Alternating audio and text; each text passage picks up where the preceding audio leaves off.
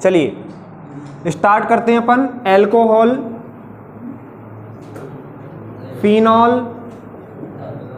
और ईथर।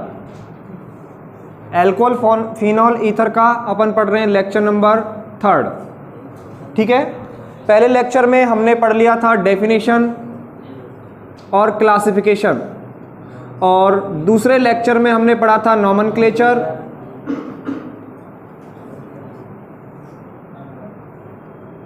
और कुछ इंफॉर्मेशन हमने आइसोमेरिज्म की भी ले ली थी। लेकिन आइसोमेरिज्म को हम एक बार वापस से रिपीट करते हैं। तो देखिए आइसोमेरिज्म क्या है, समावयवता। तो कोई ऐसा विद्यार्थी है जो समावयवता के बारे में मुझे कुछ इंफॉर्मेशन दे सके? समावयवता किसे कहते हैं? गुड, जिनके अणुसूत्र क्या हो, समान हो, और संरचना सूत्र क्या हो, भिन्न हो, उन्हें हम क्या कहते हैं? समावयवी कहते हैं। और ये जो संपूर्ण परिघटना है वो समावयवता कहलाती है। क्या कहलाती है? समावयवता। क्लियर है? ये हम समावयवता को आजकल हम पढ़ेंगे एल्कोहलों के लिए। किन के लिए पढ़ेंगे? एल्कोहल। डेफिनेशन की अगर मैं पुनः बात करता हूं तो हम कह सकते हैं कि वे यौगिक जिनका अणुसूत्र क्या होता है? समान। अणुसूत्र क्या होना चाहिए भैया? समान। और उनका जो संरचना सूत्र है, संरचना सूत्र या फिर उनके भौतिक एवं रासायनिक गुण, भौतिक एवं रासायनिक गुण क्या हो? भिन्न भिन्न हो। क्या हो? भिन्न भिन्न हो। तो ऐसे यौगिकों को हम क्या कहते हैं? अणुसूत्र समान होने वाले यौगिकों को हम बोलेंगे समावयवी। क्या बोलेंगे? समावयवी। और ये जो संपूर्ण घटना है वो क्या कहलाएगी आपके यहाँ पे? समावयवता कहलाएगी। क्या कहलाएगी? समावयवता। समझ पा रहे हैं आप लोग? तो हम सबसे पहले बात करेंगे एल्कोहलों की। तो एल्कोहलों की में जो समावयवता होती है वो निम्नलिखित प्रकार की होती है। सबसे पहले इसमें समावयवता पाई जाती है स्थिति समावयवता। एल्कोहलों में संरचनात्मक समावयवता के रूप में कौन सी पाई जाती है? सबसे पहले स्थिति समावयवता। दूसरी समावयवता होती है श्रृंखला समावयवता। कौन सी होती है? श्रृंखला समावयवता। और तीसरे यहां पे पाई जाती है एक विशेष प्रकार की जिसे हम बोलते हैं क्रियात्मक समूह समावयवता। क्रियात्मक समूह समावयवता। क्लियर है? 3 प्रकार के इसमें समावयवता पाई जाती है, स्थिति समावयवता, श्रृंखला समावयवता और क्रियात्मक समूह समावयवता। अब हम बात कर लेते हैं एक एग्जाम्पल के माध्यम से। जैसे हमने एक एग्जाम्पल लिया C3H7OH। C3H7OH अणुसूत्र वाले सभी संभव एल्कोहल समावयवियों को दीजिए। ऐसा सवाल आ जाए कि इस अणुसूत्र के कितने एल्कोहल समावयवी बनेंगे? तो इसके 2 एल्कोहल समावयवी होते हैं। कितने होते हैं? 2। कौन कौन से होते हैं? कार्बन कितने होते हैं? 3। 1 2 3, 1 2 3। और OH आप एक कार्बन पर लगा सकते हो, OH आप दूसरे कार्बन पर लगा सकते हो। यही है। सोचिए, अगर पहले पे लगाओ तो एक एल्कोहल बनेगा, दूसरे पे लगाएंगे तो दूसरे प्रकार का क्या बनेगा? एल्कोहल। और अगर हम यहाँ पे तीसरे पे लगाने की कोशिश करेंगे तो ये वापस से इसकी स्थिति हो जाएगी प्रारंभिक। कौन सी हो जाएगी? प्रारंभिक। इसलिए यहां पर जो सूत्र बनेगा वो बनेगा CH3CH2OH। क्या हो जाएगा? CH3CH2CH2OH। एक तो ये अल्कोहल बनेगा और एक ये अल्कोहल बनता है CH3 और यहां से कौन? OH। आपको पता है अगर सीधी श्रृंखला है तो उसे हम बोलते हैं N, नॉर्मल। और 3 कार्बन है तो normal propyl alcohol. N propyl alcohol इसका क्या हो जाएगा? नाम हो जाएगा। क्लियर है? इसी प्रकार से एक CH से 2 मैथिल समूह जुड़े होते हैं तो उसे हम क्या बोलते हैं? आइसो। क्या बोलते हैं? Isopropyl alcohol. तो इसके कितने समावयवी होते हैं? 2। इसी प्रकार हमने कार्बन संख्या 4 के भी पढ़े थे। किसके पढ़े थे? कार्बन संख्या 4 के। कार्बन संख्या 4 के कितने एल्कोहल समावयवी होते हैं? 4 होते हैं। क्या क्या नाम था उनका? N ब्यूटिल एल्कोहल, दूसरा था S ब्यूटिल एल्कोहल, तीसरा था आइसोब्यूटिल एल्कोहल और चौथा क्या था? T butyl alcohol. क्लियर है? लेकिन यहां सवाल 4 कार्बन वाला नहीं बनता है, कार्बन संख्या 5 से बनता है। किससे बनता है? कार्बन संख्या 5 से। और हम उसी सवाल को यहां पे क्या करने वाले हैं? सीखने वाले हैं। तो सवाल लिखेंगे तो सवाल लिखिए, हाँ साथ ही लिख लो कि C5H11OH अथवा C5H12O C5H11OH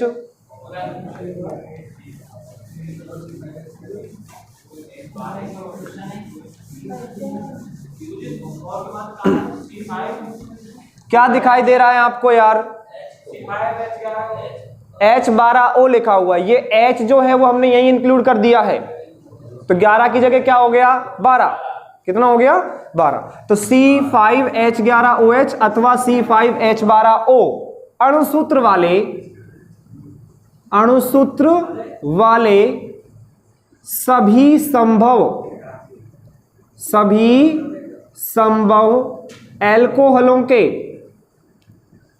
संभव एल्कोहलों के IUPAC नाम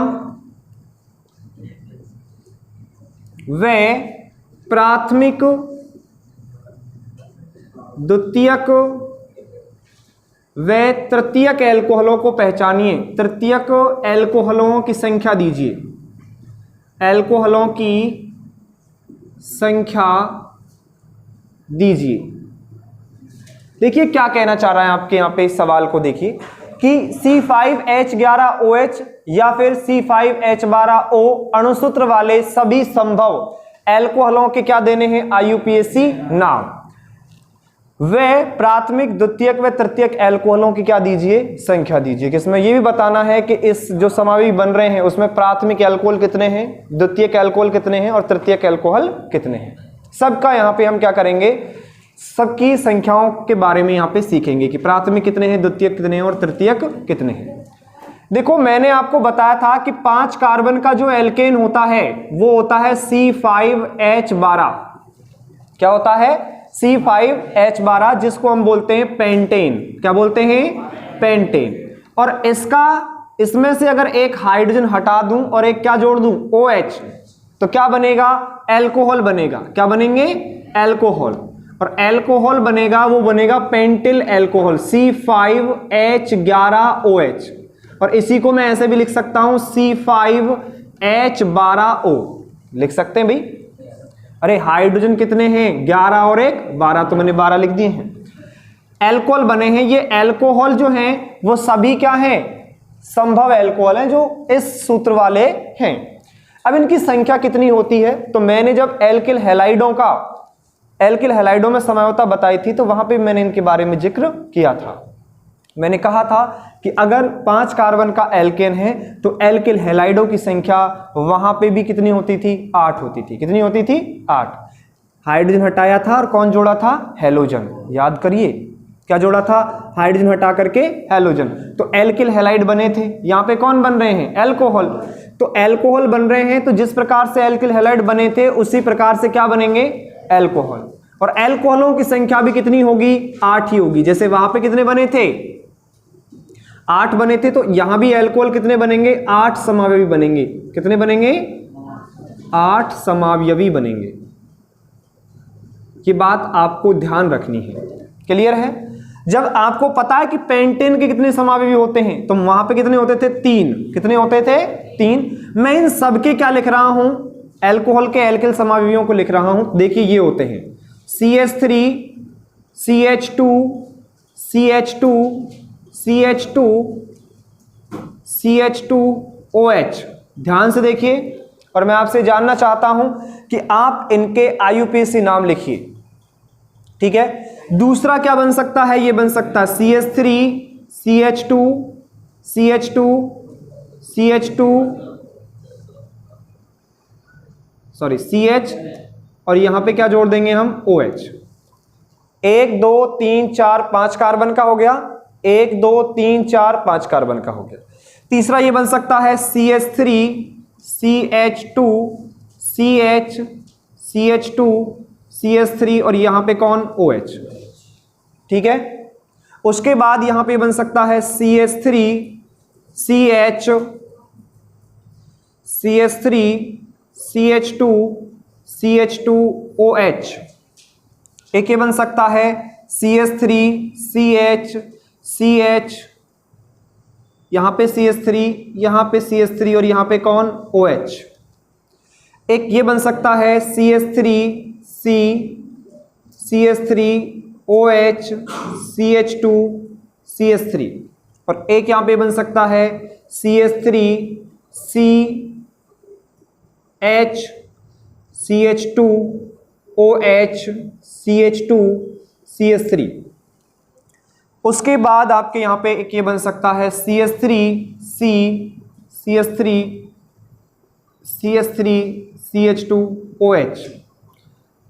बताइए कितनी संरचनाएं बन गई? 1 2 3 4 5 6 7 और कितनी बन गई हैं ये? 8। और 8 के अलावा कोई 9वीं संरचना यहां पे हम नहीं बना सकते, बनती नहीं है। कोशिश करके देखना बन जाए तो, लेकिन बनेगी नहीं। अब इसमें क्या पूछा है कि ये आपके क्या है, अणुसूत्र वाले सभी संभव समावयवी दे दिए अल्कोहल के। अब इनके क्या लिखने हैं? IUPAC नाम। क्या लिखने हैं? IUPAC नाम। तो भैया इसका IUPAC नाम क्या होता है? सबसे लंबी कार्बन श्रृंखला 1 2 3 4 5, 5 कार्बन के एल्केन को क्या बोलते हैं? पेंटेन। क्या बोलते हैं? पेंटेन। और एक पर क्या है? OH, तो पेंटेन 1 ऑल इसका क्या हो जाएगा? IUPAC नाम हो जाएगा। उसके बाद इसका लिखना चाहेंगे तो 1 2 3 4 5, तो इसका नाम हो जाएगा पेंटेन 2 ऑल। Pentane 2 all. इसका क्या हो जाएगा? 1 2 3 4 5, इसका नाम हो जाएगा पेंटेन 3 ऑल। क्या हो जाएगा? Pentane 3 all. और इसका नाम अगर पढ़ें तो 1 2 3 4, 3 पर कौन है? मेथिल, तो इसका नाम हो जाएगा 3 मेथिल। 3 मेथिल। और 4 कार्बन के एल्केन को क्या बोलते हैं? ब्यूटेन। और 1 पर क्या है? ऑल, तो ब्यूटेन 1। समझ पा रहे हैं आप लोग? उसके बाद अगर यहां पे देखें तो 1 2 3 4, 3 पर कौन है? मेथिल, तो ये हो जाएगा 3 methyl. 3 methyl butane 2 all. Butane 2 all. समझ पा रहे हैं आप लोग?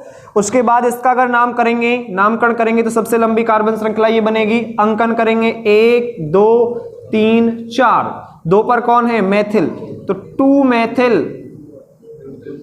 2 मेथिल। और 4 कार्बन का एल्केन को क्या बोलते हैं? ब्यूटेन। और कितने पर है? 2 पर, तो 2 ऑल।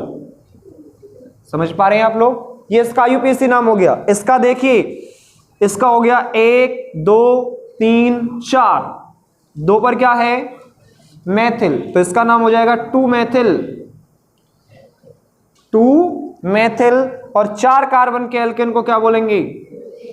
ब्यूटेन। और 1 पर क्या है? OH, तो 1 ऑल। 1 ऑल। समझ पा रहे हैं आप लोग? ये इसका क्या हो गया? IUPAC नाम हो गया। इसी प्रकार इसका IUPAC नाम लिखेंगे तो सबसे लंबी कार्बन श्रृंखला 1 2 3 की, ये आपका प्रतिस्थापी रहा, ये आपका प्रतिस्थापी रहा, तो 2,2 डाईमेथिल। 2,2 डाईमेथिल। और 3 कार्बन के एल्केन को क्या बोलेंगे? प्रोपेन। और 1 पर क्या है? OH, तो 1 ऑल। ये इनके क्या हो गए हैं? IUPAC नाम। अब यहां पे हम ये और बताना है कि इनमें प्राथमिक, द्वितीयक और तृतीयक अल्कोहलों की संख्या कितनी है। कि भाई ये जो समावयवी हैं इनमें प्राथमिक अल्कोहल कौन कौन से हैं? तो प्राथमिक अल्कोहल किसे कहते हैं? कि वे अल्कोहल जिनमें OH समूह प्राथमिक कार्बन से जुड़ा हो। तो OH समूह कौन से कार्बन से जुड़ा है? ये प्राथमिक कार्बन से, 1 डिग्री कार्बन से जुड़ा हुआ है। इसका मतलब ये 1 डिग्री कौन है? अल्कोहल है। इसी प्रकार यहां देखेंगे तो OH समूह जिस कार्बन से जुड़ा है वो अन्य 2 कार्बनों से जुड़ा, इसलिए 2 डिग्री है, तो इस अल्कोहल का नाम भी कौन सा हो जाएगा? द्वितीयक अल्कोहल। होगा कि नहीं होगा? ये OH समूह जिस कार्बन से जुड़ा है वो कार्बन कितने कार्बनों से जुड़ा है? 2 से। तो ये भी कौन हो गया? 2 डिग्री। समझ पा रहे हैं आप लोग? द्वितीयक अल्कोहल। यहां पर OH समूह जिस कार्बन से जुड़ा है वो एक ही कार्बन से जुड़ा है, इसलिए ये कौन सा हो गया? 1 डिग्री। इस प्रकार यहां पे अगर हम OH समूह को देखते हैं तो OH समूह जिस कार्बन से जुड़ा है वो 2 कार्बनों से जुड़ा है, इसलिए ये कौन सा हो गया? 2 डिग्री। द्वितीयक अल्कोहल। यहां पर OH समूह जिस कार्बन से जुड़ा है ये कार्बन अन्य 1 2 3 कार्बनों से जुड़ा है, इसलिए ये हो गया 3 डिग्री। कौन सा हो गया? 3 डिग्री। यहां पे लिख देता हूं 3 डिग्री अल्कोहल हो गया ये। यहां पर OH समूह जिस कार्बन से जुड़ा है वो कार्बन एक ही कार्बन से क्या है? जुड़ा है, इसलिए ये कौन सा हो गया? 1 डिग्री। क्या हो गया? 1 डिग्री। OH समूह जिस कार्बन से जुड़ा है वो कार्बन अन्य एक कार्बन से जुड़ा है, इसलिए ये भी कौन सा डिग्री हो गया? 1 डिग्री। ये भी 1 डिग्री आपका क्या है? अल्कोहल है। इसमें कहा है कि अल्कोहलों की संख्या कितनी है, तो मैं आपसे जानना चाहता हूं कि 1 डिग्री अल्कोहल कितने हैं? 1 डिग्री अल्कोहलों की संख्या कितनी है? 2 डिग्री अल्कोहलों की संख्या कितनी है? और 3 डिग्री अल्कोहलों की संख्या कितनी है? 1 डिग्री कितने हैं? 1 2 3 और ये 4। कितने अल्कोहल हैं? 4। 2 डिग्री अल्कोहल कितने हैं? 1 2 3। 3 क्या हैं? 2 डिग्री अल्कोहल। और 3 डिग्री अल्कोहल कितने हैं? कितने हैं? 1। और इन सबको जोड़ दो आप लोग तो टोटल कितना आएगा? 8, क्योंकि 8 ही आपके यहाँ पे क्या है? यौगिक है। तो यहां पे जो इंपॉर्टेंट सवाल बनता है वो यही बनता है, इसके अलावा नहीं बनता। आप इस सवाल को नोट कीजिए।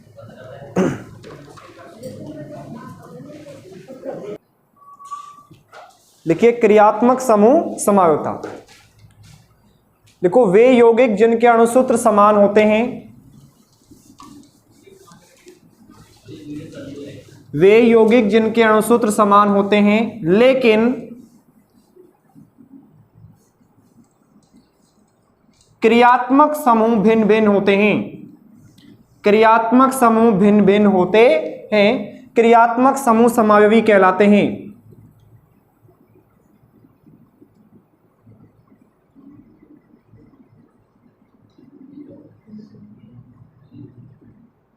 तथा यह परिघटना क्रियात्मक समूह समायोता कहलाती है। जैसे भिन्न भिन्न होते हैं, एक दूसरे के क्रियात्मक समूह समावयवी कहलाते हैं। एक दूसरे के क्रियात्मक समूह समावयवी कहलाते हैं तथा यह संपूर्ण परिघटना क्रियात्मक समूह समायोता कहलाती है।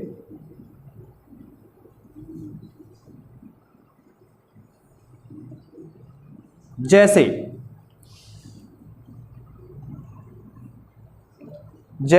अब इधर देखिए, जैसे फॉर्मूला लिखा हुआ है C2H6O।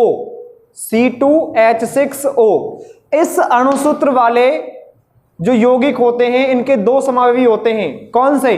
क्रियात्मक समूह। एक होता है अल्कोहल का, एक कौन होता है? अल्कोहल, और एक होता है ईथर। क्या होता है? ईथर। अर्थात अगर हम अल्कोहलों में क्रियात्मक समूह समायोता देखेंगे तो वो ईथरों के समान दर्शाते हैं, मतलब ईथरों के रूप में पाई जाती है। जैसे अल्कोहल के रूप में अगर लिखना चाहूंगा तो ये बन जाएगा CH3CH2OH, और अणुसूत्र यही रहे और ईथर बनाना चाहूं तो ये बन जाएगा CH3OCH3। तो देख लीजिए दोनों के अणुसूत्र क्या हैं? समान हैं। कार्बन इधर भी 2 हैं और कार्बन इधर भी 2 हैं। हाइड्रोजन यहां पे 6 है और हाइड्रोजन यहां पर भी क्या है? 6 है। ऑक्सीजन एक इधर है और एक ही इधर है, लेकिन इसमें क्रियात्मक समूह अलग है और इसमें क्रियात्मक समूह अलग है। इसमें अल्कोहल है और इसमें कौन है? ईथर है। इसलिए ये एक दूसरे के कौन से समावयवी कहलाते हैं? क्रियात्मक समूह समावयवी कहलाते हैं तथा ये जो संपूर्ण परिघटना है वो क्रियात्मक समूह समावयवता कहलाती है। आसान है या नहीं है? तो आगे इस प्रकार से इसको नोट कीजिए फटाक से। अब हम पढ़ेंगे बनाने की विधि।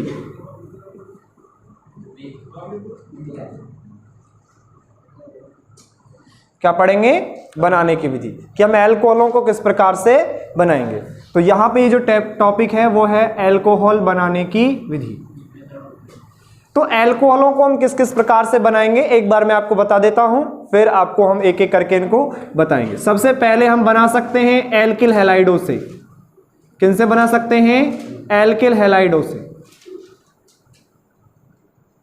एल्कोहलों को हम किनसे बना सकते हैं? एल्किल हैलाइडों से।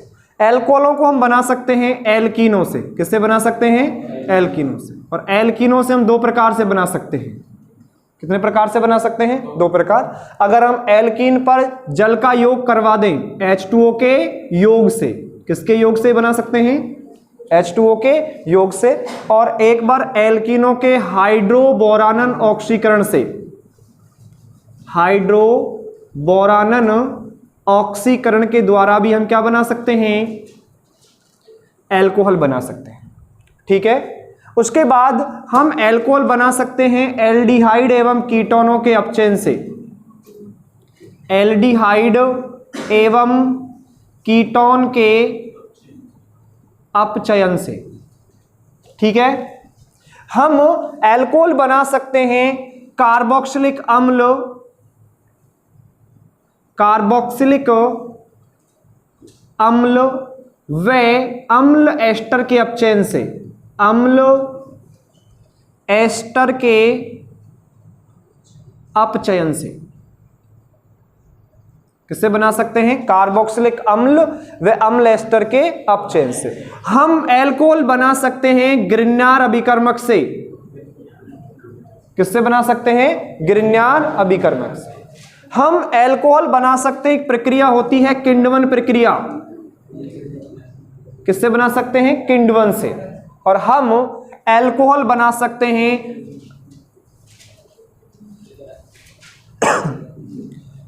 अम्ल एस्टर के जल अपघटन से।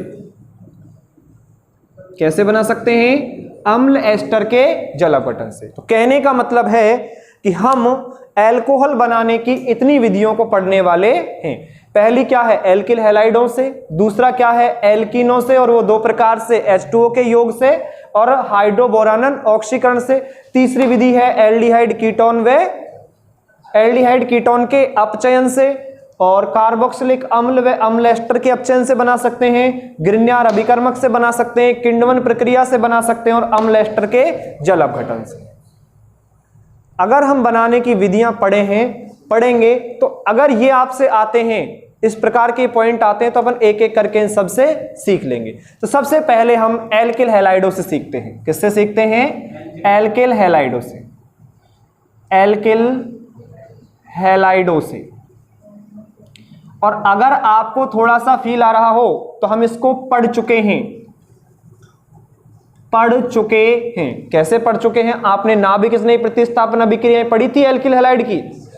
तो एल्किल हैलाइड की नाभिक स्नेही प्रतिस्थापन अभिक्रियाओं के उदाहरणों में हमने कहा कि जब हम एल्किल हैलाइड की अभिक्रिया एक्वस NaOH के साथ करवाते हैं, किसके साथ करवाते हैं? जलीय NaOH के साथ करवाते हैं, तो नाभिक स्नेही प्रतिस्थापन अभिक्रिया के द्वारा एल्कोहलों का निर्माण होता है। किसका निर्माण होता है? एल्कोहलों का। तो वो एल्कोहल वहां पे एल्किल हैलाइड के रासायनिक गुण थे, जबकि यहां पर ये एल्कोहल बनाने की क्या बन गई है? विधि। आपको पता होना चाहिए। तो यहां पे हम लिख देंगे कि जब एल्किल हैलाइड की अभिक्रिया एक्वस NaOH जलीय क्षार, जलीय NaOH या जलीय KOH के साथ कराई जाती है, तो NSR अभिक्रिया अर्थात नाभिक स्नेही प्रतिस्थापन अभिक्रिया के द्वारा एल्कोहलों का निर्माण होता है। ROH का क्या हो जाता है? निर्माण। और यहां से यहां से Na और X यहां से क्या निकल जाता है? बाहर। तो NaX यहां से क्या निकल जाएगा? बाहर।